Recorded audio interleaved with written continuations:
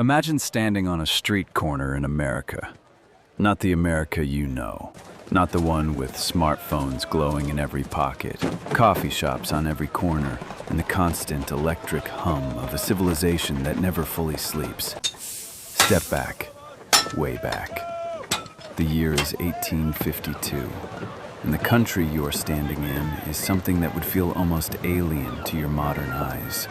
Raw, loud, violent, beautiful, deeply unfair, and moving at a speed that is simultaneously breathtaking and brutal.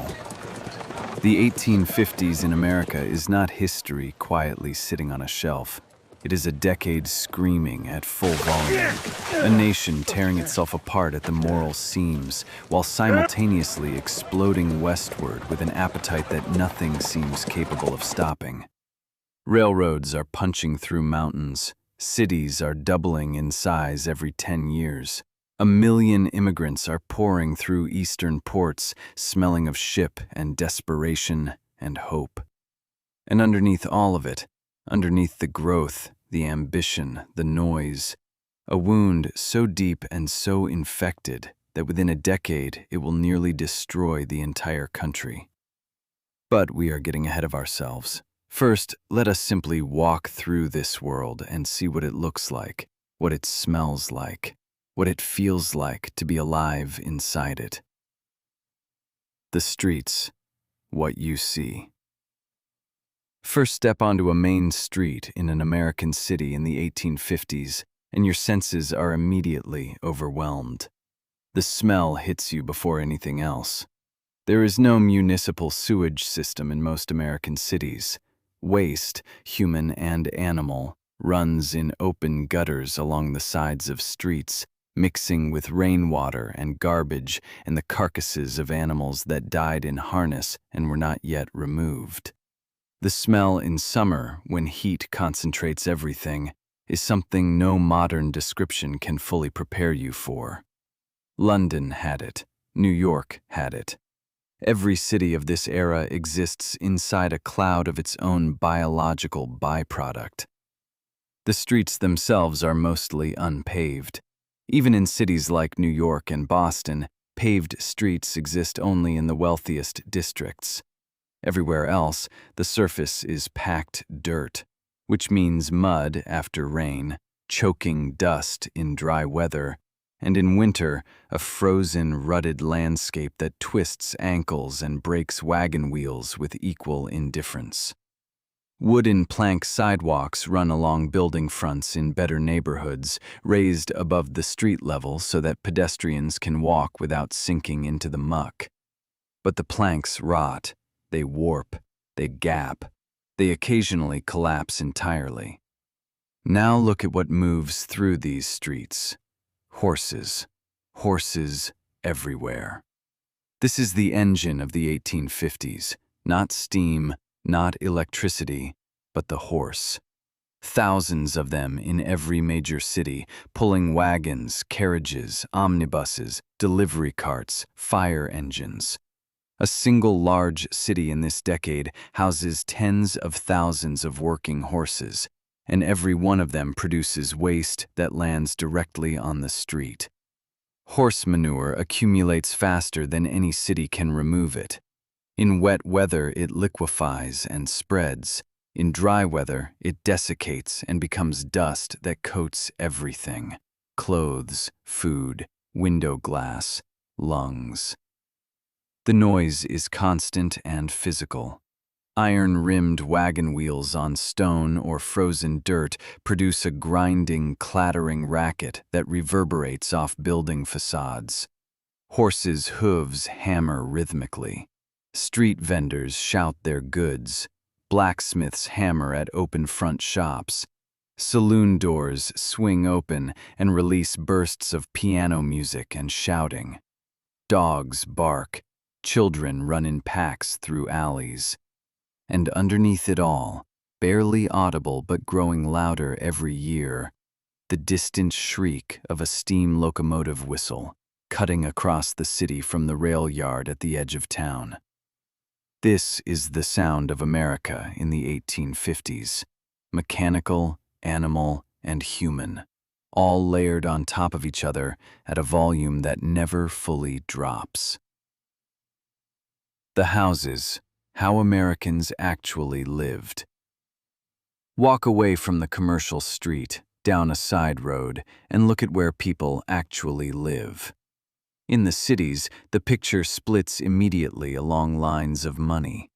The wealthy, merchants, lawyers, industrialists, southern plantation owners in town for business, live in row houses or freestanding homes of brick or stone, 3 and 4 stories tall, with parlors on the ground floor meant for receiving guests, dining rooms for formal meals, kitchens pushed to the back or into the basement, where the smell of cooking cannot intrude on polite society. These homes have fireplaces in every major room because central heating is not yet common. In winter, a servant, or enslaved person depending on the region, rises before dawn to lay and light fires throughout the house so that the family wakes to warmth. The furniture in a wealthy 1850s home is heavy and dark. Mahogany and walnut, horsehair stuffed upholstery, velvet drapes that block drafts as much as they signal status. Oil lamps provide light after dark, burning whale oil or lard, casting a warm amber glow that is far dimmer than any modern electric bulb. Reading by lamplight in 1852 means holding the page close, straining the eyes, finishing before they give out. Eyeglasses exist but are expensive and imprecise. Poor eyesight is simply endured. Now walk further down the road and look at how everyone else lives.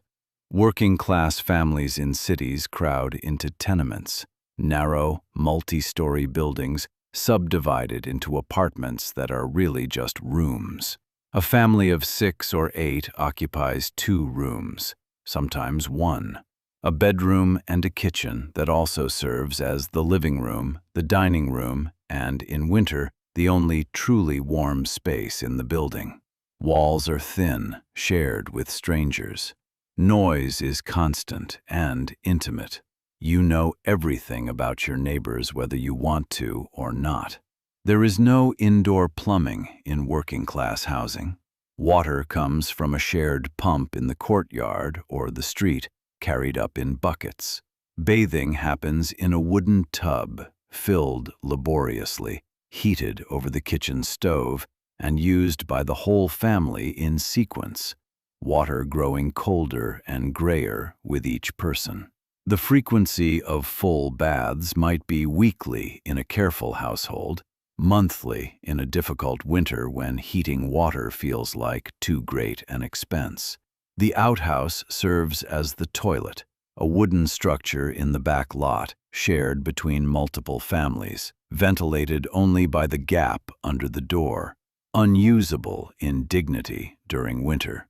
Chamber pots collect nighttime waste inside the apartment, emptied each morning. This is not a detail people discuss when romanticizing the past, but it is the reality that shapes daily life more profoundly than any other single factor.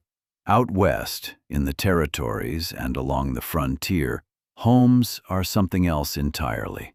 The sod house, or soddy, is the home of the plains settler. Cut from the dense-rooted prairie grass, sod blocks are stacked like bricks to form walls 2 feet thick. A timber frame holds up a roof, also covered in sod. The walls are surprisingly good insulation, warm in winter, cool in summer, but they are also dark, low-ceilinged, and alive with insects. Centipedes, beetles, and spiders live in the walls and fall from the ceiling. Snakes occasionally find their way inside seeking warmth. Rain soaks through the roof and creates mud on the floor for days. A sod house is a test of endurance as much as a home. Log cabins fill the forested frontier regions, hand-built from trees cleared off the land, chinked with mud and moss between the logs, a single room with a sleeping loft above, and a fireplace at one end that does the work of stove, heater, and light source simultaneously. A family builds this themselves, or with neighbors in a communal raising. There is no contractor, no permit, no inspection. You cut the trees, you notch the logs, you figure it out. Clothing, dressed for a different world. The way Americans dress in the 1850s tells you everything about class, region, and gender in a single glance. For women of the middle and upper classes, fashion has reached a kind of magnificent impracticality. The silhouette of the 1850s is the crinoline era, enormous skirts held out from the body by hooped petticoats, first made from layers of stiffened horsehair fabric and later from lightweight steel hoops that allow the skirt to swing freely. A fashionable woman's skirt might be 8 to 10 feet in circumference at its widest point. She takes up an enormous amount of physical space. Doorways require calculation. Sitting in a carriage requires specific technique. The wind catches these skirts like sails. Underneath the skirt, a corset cinches the waist. A structured garment of whalebone or steel stays, laced tightly enough to compress the rib cage and reshape the torso into the desired hourglass shape. Women lace into these every morning with the help of a maid, or press against the bedpost and pull the strings themselves. Doctors of the era debate whether the corset is dangerous. Women wear it anyway because the social cost of appearing without one in polite company is higher than the physical cost of wearing it. Above the waist, fitted bodices with high necklines and long sleeves. The wrists are covered. The collarbone is covered. In public, even on a summer day, a respectable woman is covered from throat to wrist to floor. Showing an ankle is a social event. Working-class women wear simpler versions of the same basic shapes. Fewer petticoats, no crinoline, cotton instead of silk, but the outline remains similar. Frontier women adapt further out of necessity, shortening skirts to avoid mud, wearing men's boots, abandoning corsets when the labor of a farm day makes them impossible. Footwear is leather boots or shoes, hand-cobbled and expensive relative to wages. A good pair of boots might cost a week's pay for a laborer. They are resoled and repaired until resoling is no longer possible. Worn-out boots are stuffed with newspaper for insulation and worn further. Laundry is done once a week on designated wash day, a full day's labor involving hauling water, heating it over fire, scrubbing fabric against a washboard, wringing, hanging to dry. Clothes are not washed after every wearing. They are spot-cleaned, aired, and worn again. The weekly wash is a physical ordeal, primarily performed by women, that leaves the hands raw and the back aching. Food. The table of the 1850s. The American diet of the 1850s varies enormously by region, season, and income. But it shares one universal characteristic that separates it completely from the modern experience. Everything is seasonal. Everything. There is no refrigeration. Ice, cut from frozen ponds in winter and stored in underground ice houses packed with sawdust, is available to the wealthy in summer, used to keep meat and dairy from spoiling for a few days at a time. For everyone else, food preservation means salt, smoke, pickling, and drying. Salt pork and salt beef are dietary staples for most Americans, particularly in winter and on the frontier. Meat is packed in barrels of salt brine and can last for months. It is intensely, almost unbearably salty by modern standards, soaked in water before cooking to draw out some of the brine, then boiled or fried. The sodium content of a working-class diet in the 1850s is staggering. Cornmeal is the grain of the South and the frontier, cheaper than wheat flour, easier to grow in marginal soil, nutritious in the way that simple starch is nutritious. Cornbread baked in a cast iron skillet over a fire. Corn porridge, grits, eaten for breakfast with whatever fat is available. Johnny cakes, corn dodgers, hoe cake. Corn in every form, at every meal, for months at a time. In the Northeast, wheat bread is common, for those who can afford good flour. Baked in wood-fired ovens, large domed brick ovens that must be brought to temperature by burning a fire inside them. Then the coals raked out before the bread goes in. The process is long, skillful, and done in large batches once or twice a week. Vegetables in summer are abundant and varied. Squash, beans, potatoes, sweet corn, tomatoes, which Americans are only beginning to accept as food rather than decoration. Root vegetables are cellared for winter. Turnips, parsnips, carrots, potatoes stored in cool underground spaces that keep them from freezing.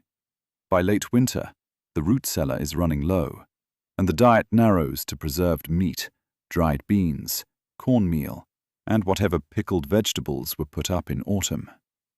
Cooking happens over an open hearth, or, in more prosperous households, on an iron wood-burning stove, a relatively recent innovation in the 1850s that is spreading rapidly because it is vastly more controllable than an open fire. The cast iron stove changes domestic life profoundly. Multiple pots can cook simultaneously on different burners. Heat can be managed more precisely. Baked goods come out more consistent. Women who grew up cooking over an open fire and then acquire a stove consistently describe it as a liberation. Breakfast for a working family is substantial. The day's hardest labor comes early, and the body needs fuel before it. Fried salt pork, cornbread or biscuits, boiled beans left over from the night before, coffee, weak and heavily sweetened with molasses if sugar is expensive. For the wealthy, breakfast expands into a production, multiple dishes, fine china, a servant bringing courses. For the very poor, breakfast is whatever is left.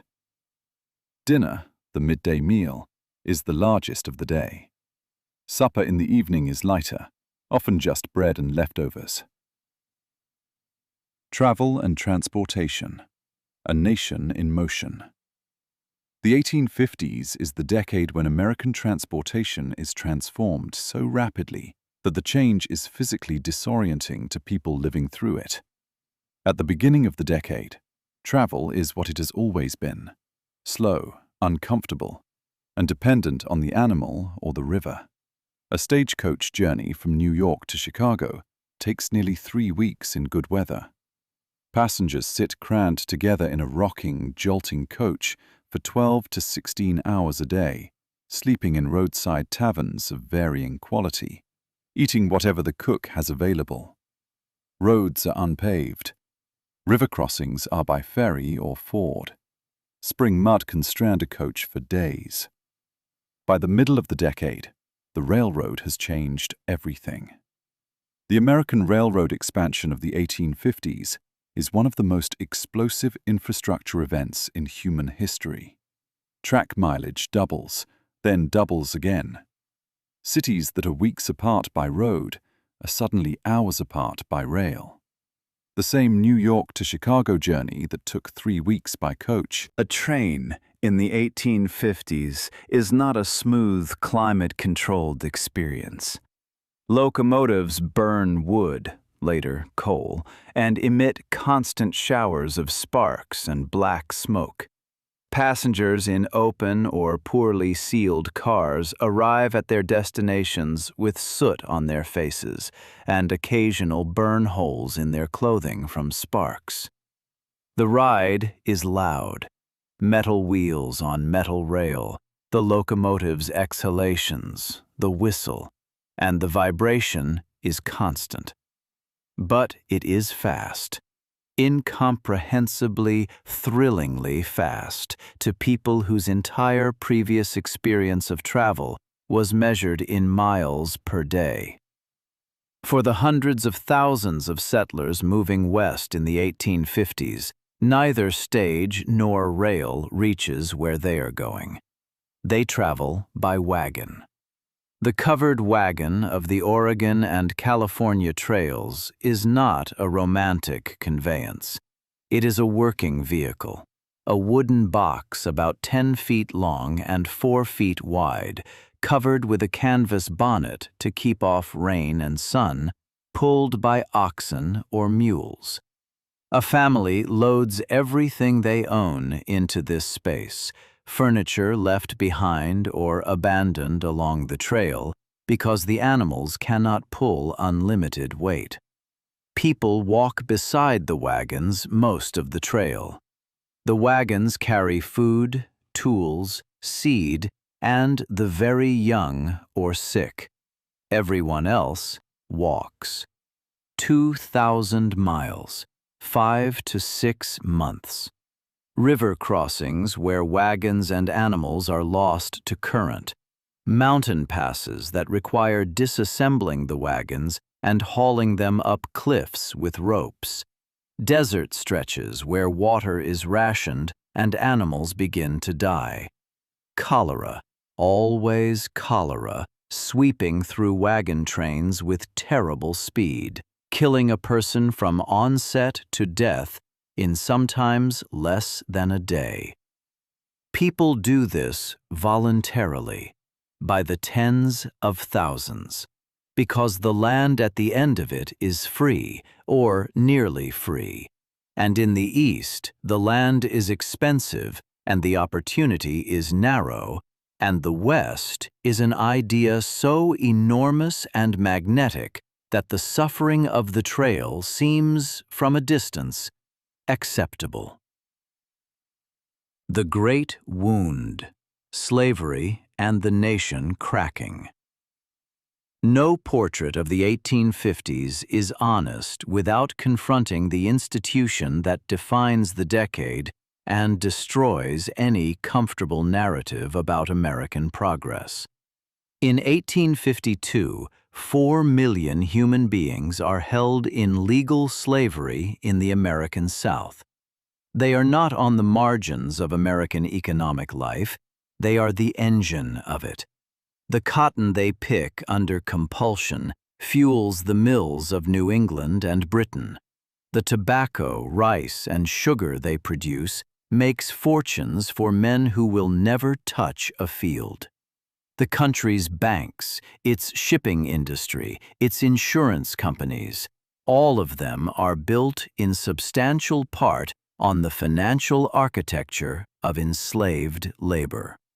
An enslaved person in the 1850s wakes before dawn and works until dark in conditions that vary by location and enslaver, but are universally defined by the absence of freedom and the constant presence of coercive violence. They eat what they are given, typically cornmeal, salt pork, and whatever they can grow in tiny personal garden plots on Sundays. They wear what they are provided, rough Osnaburg cloth, a single change of clothes, shoes that may not fit. They sleep in quarters that range from small cabins to dirt floor sheds, in numbers that preclude privacy or rest. They build community anyway. They worship. They fall in love. They parent children with the constant knowledge that those children can be sold away at any moment on the decision of a single person who owns them like furniture. They resist, quietly, daily, through slowdowns and broken tools and feigned illness and the strategic withholding of full effort, and sometimes openly, through escape and revolt, at enormous personal risk. The Fugitive Slave Act of 1850 has made the North complicit. Escaped people can now be legally recaptured in free states and returned south. The Underground Railroad runs at full operation, shepherding freedom seekers northward through networks of safe houses and coded signals. Harriet Tubman makes her journeys south and back again and again with a pistol and a determination that has no adequate modern comparison. The 1850s ends with John Brown's raid on Harper's Ferry and the election of Abraham Lincoln. And the country that enters 1860 is a country already at war with itself in every way except the formal exchange of gunfire. That part is coming. The evening. How the day ends. The sun goes down in 1852, and the darkness is real.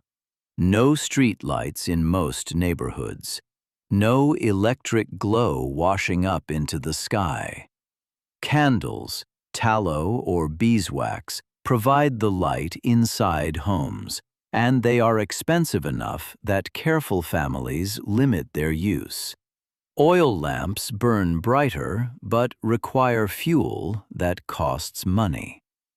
After dark, most Americans are in their homes because the street at night is genuinely dangerous and genuinely dark. The evening is the time for what today would be called entertainment, though the word feels too light. Families read aloud to each other. Novels, newspapers, the Bible. Charles Dickens is enormously popular in the 1850s. His serialized novels arrive from England and are devoured. Harriet Beecher Stowe publishes Uncle Tom's Cabin in 1852, and it sells 300,000 copies in its first year. An extraordinary number for a decade when books are not cheap. People play music, not recorded music, not streamed music, performed music. A household with a piano and someone who can play it is a household with entertainment any evening it chooses. Fiddles, banjos, guitars. Songs are shared the way information is shared now, passed person to person, adapted and changed by each new singer. Conversation is the internet of the 1850s. News travels by newspaper, printed on hand-operated or steam-powered presses, distributed by mail and by carriers, and by word of mouth. The telegraph is expanding rapidly through the decade and will eventually connect the continent. But for most people, most of the time, news arrives days or weeks after events occur.